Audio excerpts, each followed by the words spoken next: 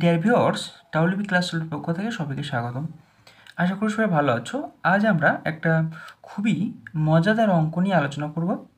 অঙ্কটি দেখো, তোমরা যে কোনো সংখ্যা নিতে পারো।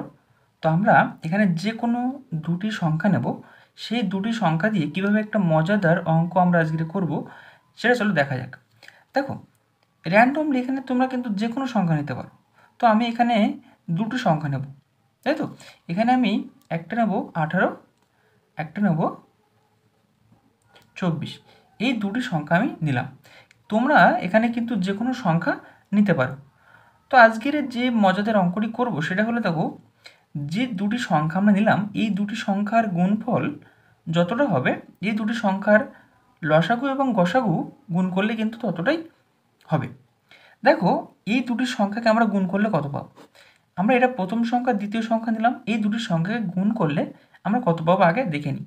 দেখো, 4 32 2, হাতে থাকবে 3, 4 4 আর 3 7। এখানে দেখো 8 2 16 6, হাতে 1, 2 2 3। তাহলে 2 আর 13 3, হাতে 1 4। তো এখানে হবে কিন্তু 432। তাহলে আমাদের দুটি সংখ্যা গুণ করার পরে কিন্তু আমি পেয়েছি 432। এখন দেখা যাক এই দুটি সংখ্যার লসাগু এবং গসাগু কত হয়। তাহলে এই দুটি সংখ্যার আমরা যদি লসাগু করি তাহলে কত পাবো? তাহলে এখানে দেখো, আমরা 18 আর 24 এই দুটি সংখ্যা নিলাম। এই দুটি সংখ্যাকে আমরা যদি লসাগু করি তাহলে আমরা কী পাবো? ধরো 18, এখানে আমরা 2 দিলাম, 2 9 18 আর 2 12 24। 3 নিতে পারি, 3 3 9 আর 3 4 12। তাহলে দেখো, এর লসাগু কিন্তু সবগুলোকে নেব আমরা, তাই তো। তাহলে দেখো 3 6 318 আর 18 4 কিন্তু 72, তাই তো। আর এটা কিন্তু লসাগু। তাহলে গসাগু কত হবে? দেখো 3 6, তাই তো। তাহলে লসাগু পেয়েছি আমরা কত? 72। আর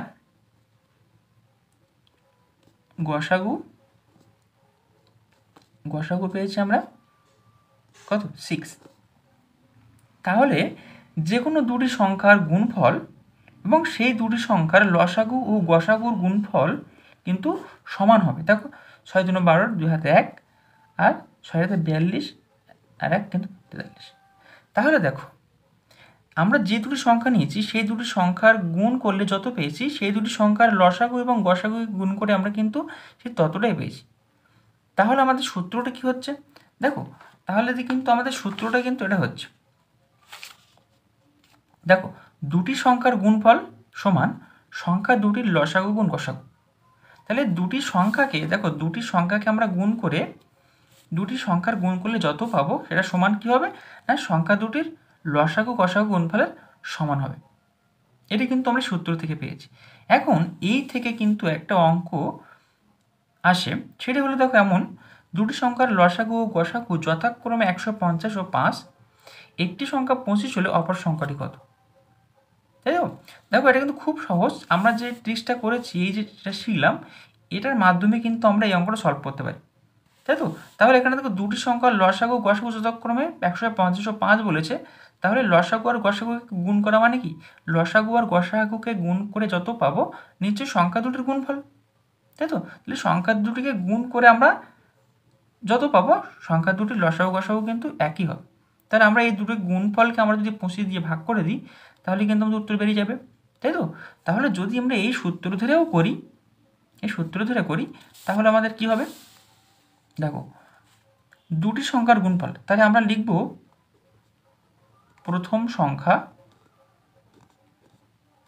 গুণ